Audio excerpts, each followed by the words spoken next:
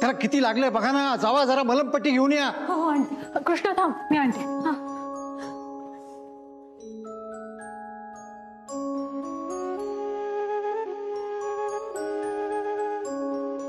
राहा, किती लागलंय तुम्हाला?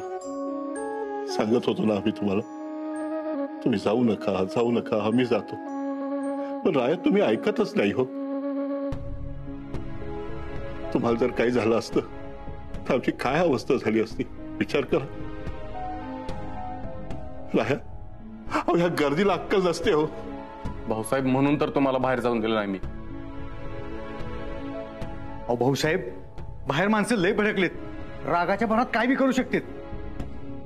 त्यापेक्षा आपण तुमच्या संरक्षणासाठी पोलिसांना बोलूयात का? हो भाऊ, तू पोलिसांना बोलव. बरोबर बोलताय तुम्ही. आमच्यामुळे आमच्या घरच्यांना त्रास होता कामा नये. जामदार, पोलिसांना बोलवा. हो.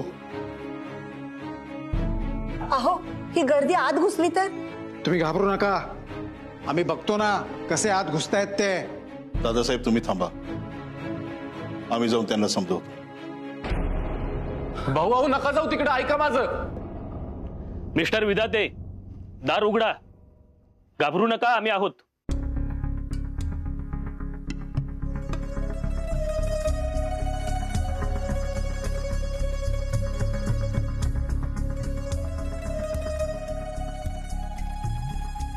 साहेब, बरं झालं तुम्ही आलात.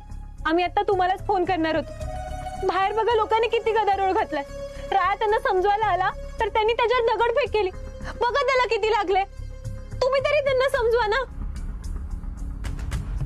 हे बघा, लोकांना आम्ही शांत केलंय, पण त्यांचं म्हणणं आहे विधातेंवर कारवाई झाल्याशिवाय आम्ही शांत बसणार नाही.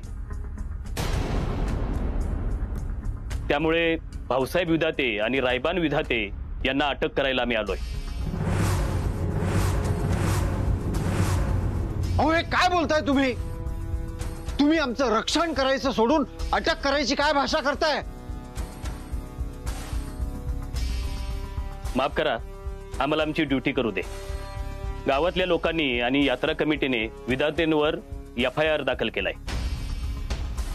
त्यामुळे यांची चौकशी करण्यासाठी मला यांना अटक करावंच लागेल.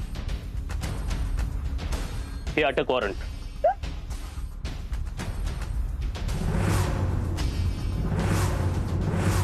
अहो त्यांनी काही नाही केलंय, त्यांची काही चूक नाहीये, त्यांना नेऊ नका.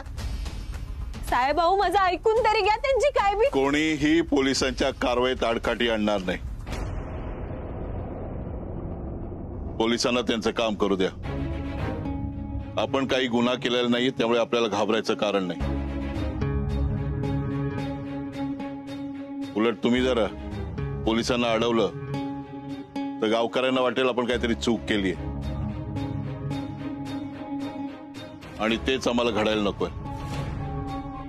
इन्स्पेक्टर,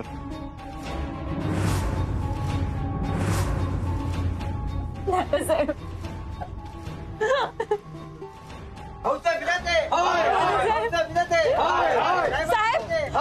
साहेब ऐकून तरी घ्या ना माझं. मला काय म्हणायचं. साहेब साहेब अहो ऐकून तरी घ्या ना. असं का करताय हो साहेब? मी तुमचे पाय पकडते. ऐकून तरी घ्या साहेब, ऐकून तरी घ्या.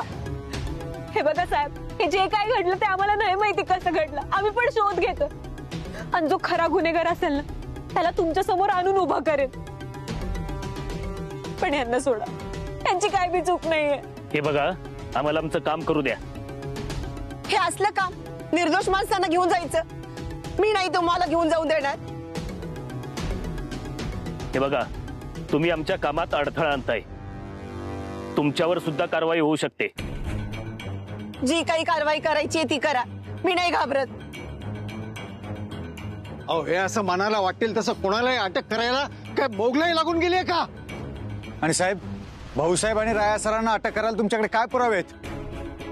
जे काही पुरावे आहेत ते आम्ही कोर्टात सादर करू. अहो पण त्यांनी काही केलंच नाहीये तर पुरावे आणायचे कुठून? मग ते निर्दोष आहेत याचे पुरावे तुम्ही कोर्टात सादर करा. त्यांच्याविषयी तक्रार नोंद झालीये, आम्हाला त्यांना अटक करावीच लागेल. पण तुम्ही ऐकाल का? कृष्णा, त्यांना त्यांचं काम करू दे. आपण जर काही केलंच नाही तर घाबरायचं कशाला?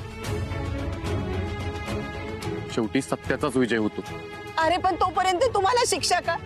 मी नाही तुम्हाला या अवस्थेत बघू शकत. देवा, हा दिवस दिसण्याआधी माझे डोळे का नाही मिटलं? आई, आम्ही तुम्हाला शब्द देतो, रायानं आम्ही लवकरच बाहेर येऊ. पोलिसांच्या कामात कोणी आडकाठी करणार नाही. इन्स्पेक्टर चला.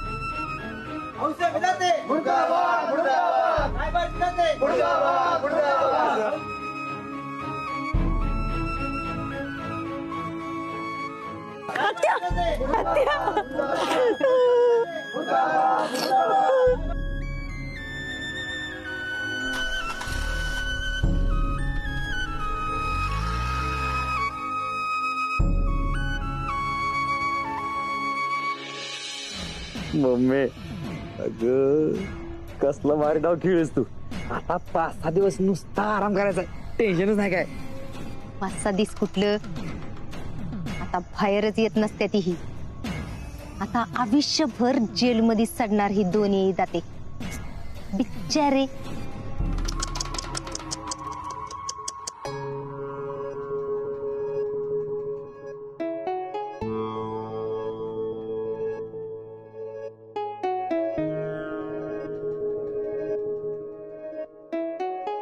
रंजे हे काय होऊन बसलं ग समजा. अगं इथं त्यांचं एवढं मोठं नाव पर एका पटक्यात धुळीला मिळालं की ग.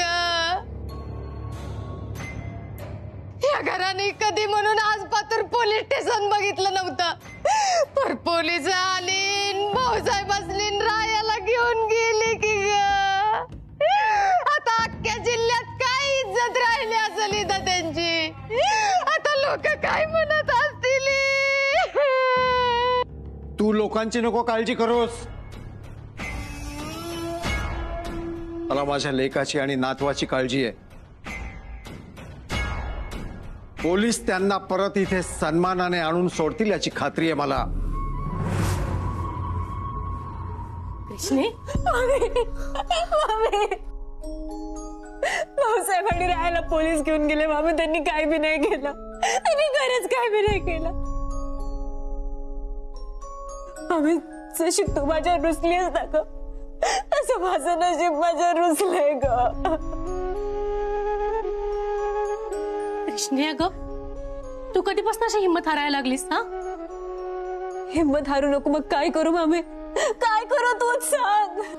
उभी राहा, लढ. कृष्णे, या समध्याचा तुला हिमतीने सामना करावा लागल बघ. आठव, तू रायांचं प्रेम मिळवण्यासाठी किती झटली होतीस ती. आठव, जेव्हा राय बेशुद्ध पडले होते तेव्हा एकटीनं बैलगाडी वडत आणून त्यांना कसं वाचिवलं होतंस.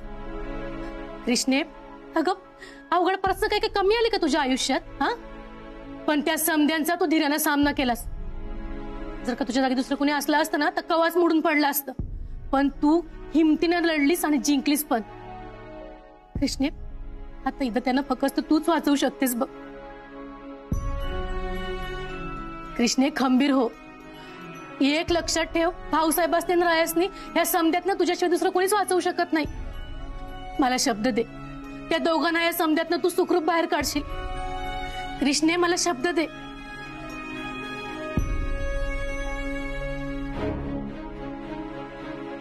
मी तुला शब्द देते मामे,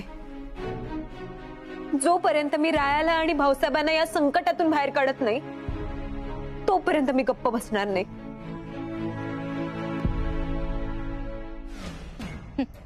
काय वाटल ती कर कृष्णे. बर, ह्या टायमाला इदा त्यांची बर्बादी अटळ आहे, ती कुणीच थांबवू शकत नाही. त्यांची फाईल लवकर तयार करा. होय साहेब. नमस्कार साहेब. नमस्कार. एवढ्या सकाळी तुम्ही इथे? वय, ते भाऊसाहेबांना रायाला भेटायचं होतं. हे बघा मॅडम, आता तुम्ही त्यांना भेटू शकत नाही. आम्हाला त्यांना कोर्टात हजर करायचंय. काय? मॅडम, तुम्हाला एक सल्ला देऊ का? तुम्ही त्यांना भेटण्यात वेळ घालवण्यापेक्षा एखादा वकील बघून जामिनाची व्यवस्था करा. आत्ता प्रयत्न केले तर उद्यापर्यंत ते सुटू शकतील. साहेब, तुम्हाला एक विनंती करते. बोला. तुम्ही भाऊसाहेब आणि रायाशी विधात्यांच्या नावाचा आणि प्रतिष्ठेचा विचार करून मागाल. हीच तुमच्याकडून अपेक्षा करते. अहो मॅडम, म्हणून तर रात्री एवढ्या उशिरा अटक झाली त्यांना. नाहीतर घटना ज्यावेळेस घडली त्याच वेळी अटक झाली असती ना. ते माहिती आहे आम्हाला. तुम्ही एखादा चांगला वकील बघा.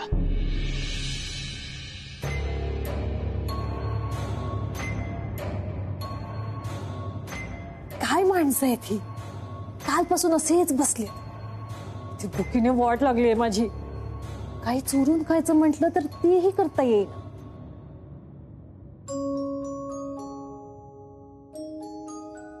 होयाजी आहो, आणखीन किती वेळा सावसन गाऊन बसणार आहे? चला व्हायच काहीतरी खाऊन घ्या. चला बघू. अगं माझी लेकरं पोलीस स्टेशन मध्ये असताना माझ्या घशाखाली कसा घास उतरल. दादासाहेब, हो तुमची तब्येत आता कुठे बरी झाली? वाईस खाऊन घ्या ना तर पुण्यांदा बिघडल. हा, आमच्या तब्येतीपेक्षा आम्हाला आमच्या लेकाची काळजी जास्त आहे. आमचा लेक आणि नातू घरी येत नाहीत तोपर्यंत आम्ही अन्नाला हात लावणार नाही आणि पाण्याला स्पर्शही करणार नाही. म्हणजे यांच्यामुळे मला पण आता उपाशी भरायला लागतं का काय? वहिनी साहेब, तुम्ही तरी सगळ्यांना समजून सांगा ना. आता कृष्णा गेली ना पोलीस स्टेशनला, ती घेऊन येईन त्यांना. चला 2-2 घास खाऊन घ्या. मला भूक नाहीये. वहिनी आहो, असं काय करताय तुम्ही? हा, तुम्ही उपाशी राहिल्याने पोलीस त्याचे सोडणार आहेत का? तसं असेल तर सांगा. ते तिकडे लढतायत ना, तुम्ही उपाशी कळल्यावर त्यासनी बरं वाटेल का? तुम्ही तुमची काळजी घ्या. हा, आणि कृष्णी गेले नव्हतं तिकडं, मग ती नक्की काहीतरी करेल बघा, माझा विश्वास आहे. तुम्ही चला बघू, काहीतरी खाऊन घ्या. चला आधी. मला खरंच भूक नाही ग. हे बघा, जेवढी भूक असेल तेवढं खा. 2 घास खाऊन घ्या. चला चला बघू. आजी, चला उठा. चला चला उठा. आव दादासाहेब असणे ना तुम्ही. चला दादासाहेब,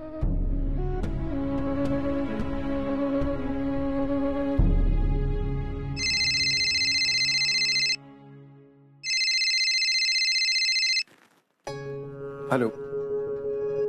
हा बोल ना. कोणाला काही सांगू नका, पण पोलिसांनी सांगितले वकील सोबत असल्याशिवाय राया आणि भाऊसाहेबांना भेटता येणार नाही.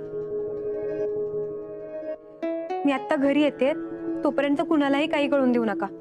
बर बर, ठीक आहे.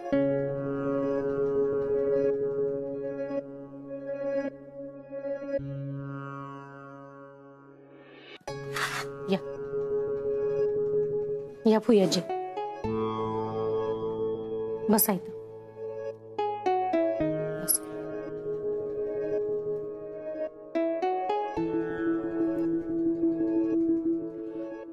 खरं तर मलाही काही खावंसं वाटत नाहीये. घशाखाली घासच उतरणार नाही ग, पण काय करणार आता, खावं तर लागेल ना. बरोबर आहे तुझं पोर. असं पोट मारून परिस्थिती बदलता येते का सांग बघू. चला समधीने 2-2 घास खाऊन घ्या. थांब, मी ताट लावतो, तू भाज्या घेऊन ये. हे काय, तुम्ही अजून बसला नाही व्हय? असं नका करू. 2-2 घास जेवून घ्या बघू.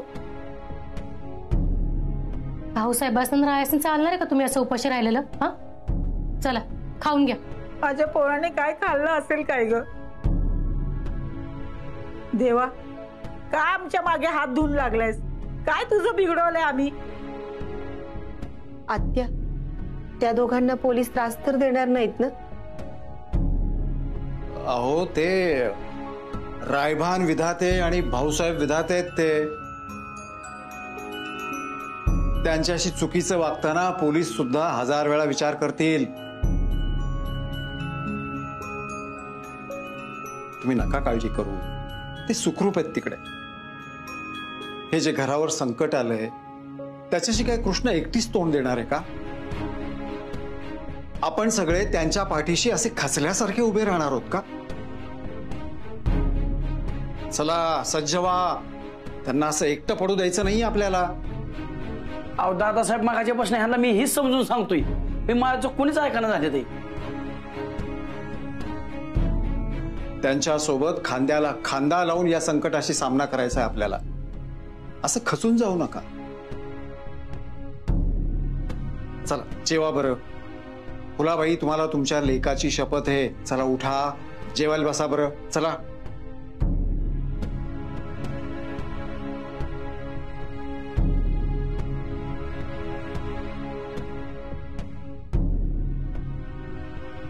कृष्णाचा काय फोन बिन आला होता काय? पोलीस त्यांना कधी सोडणार ही काय बोलत होती का? ती त्याच गडबडीत असेल, करेल ती फोन. तुम्ही जेवा बरं.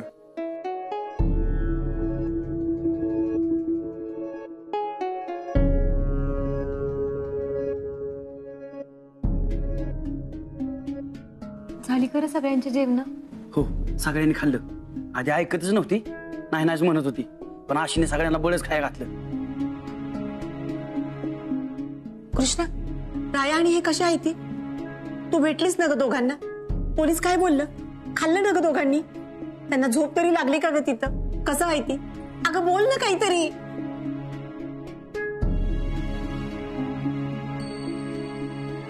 अहो आत्या, नका काळजी करू. त्या दोघांची पोलीस व्यवस्थित काळजी घेतात. आणि त्यांचं जेवण बी झालंय. रात्री झोपी त्यांना व्यवस्थित लागली. फरक फक्त एवढाच आहे की ते आपल्यापासून लांब तिकडे पोलीस स्टेशन मध्ये आहेत. बाकी त्यांना काय बी त्रास होत नाहीये. तू खरं बोलतेस ना? अहो फुयेजी, ती वकील आहेत ना, कसलं तरी कागदपत्र बनवतात. मग त्यानंतर त्यांना जामीन मिळेल. आणि आज रात्री सोडतील की त्यांना. देवा, माझ्या नातवाला आणि लेकाला सुखरूप घरी परत आण रे बाबा. कृष्णा, तुझी बाहेर लई धावपळ झाली असेल ना, चल तू पण 2 घास खाऊन घे. नाही अरे मामा, मी जेवलीये. भाऊसाहेबांना राहायला भेटल्यानंतर येतातच खाऊन घेतलं.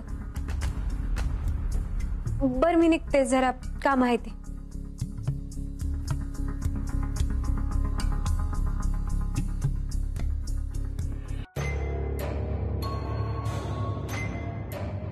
समधी संकट झाडून जाऊन देती.